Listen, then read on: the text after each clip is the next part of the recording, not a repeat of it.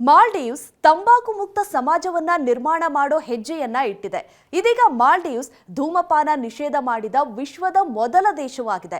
November 1, 2025ರ ಹೊಸ ಕಾನೂನಿನ ಅಡಿಯಲ್ಲಿ ಜನವರಿ 1, 2007ರ ನಂತರ ಜನಿಸಿದ ಯಾರಿಗೂ ಕೂಡ ಯಾವುದೇ ತಂಬಾಕು ಉತ್ಪನ್ನವನ್ನ ಖರೀದಿಸಲು ಅಥವಾ ಬಳಸಲು ಅವಕಾಶವಿಲ್ಲ ಮತ್ತು ಈ ನಿಯಮ ದ್ವೀಪಗಳಿಗೆ ಭೇಟಿ ಕೊಡುವಂತ ಪ್ರವಾಸಿಗರಿಗೂ ಕೂಡ ಅನ್ವಯಿಸುತ್ತೆ.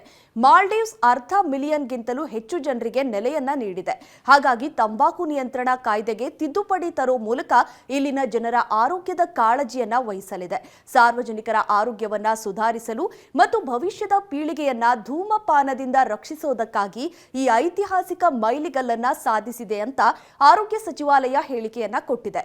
ಈ ಕಾನೂನು ಎಲ್ಲ ರೀತಿಯ ತಂಬಾಕನ್ನ ಒಳಗೊಳ್ಳುತ್ತೆ. ಒಂದ್ ವೇಳೆ ಕಾನೂನನ್ನ ಉಲ್ಲಂಘಿಸಿದ್ರೆ ಕಠಿಣ ಶಿಕ್ಷೆ ವಿಧಿಸಲಾಗುತ್ತೆ. ಸರ್ಕಾರ ತಂದಿರುವಂತಹ ಕಾನೂನುಗಳನ್ನ ಉಲ್ಲಂಘಿಸಿದ್ರೆ ತಂಬಾಕು ಮಾರಾಟ ಮಾಡುವ ಅಂಗಡಿಗಳಿಗೆ 50,000 ಮಾಲ್ಡೀವ್ಸ್ ರೂಪಿಯ ಅಂದ್ರೆ ಸುಮಾರು 2.9 ಲಕ್ಷ ರೂಪಾಯಿ ದಂಡ ವಿಧಿಸಬಹುದು.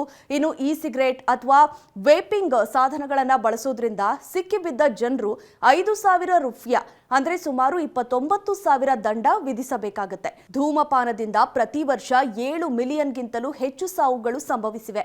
ಹಾಗಾಗಿ ಮಾಲ್ಡೀವ್ಸ್ನ ಹೊಸ ನೀತಿಯು ತಂಬಾಕು ಮುಕ್ತ ಉತ್ಪಾದನೆ ಮಾದರಿಯನ್ನ ಅನುಸರಿಸುತ್ತದೆ ಅಂತ ಅಧ್ಯಕ್ಷ ಮೊಹಮ್ಮದ್ ಮುಯಿಸು ಹೇಳಿದ್ದಾರೆ.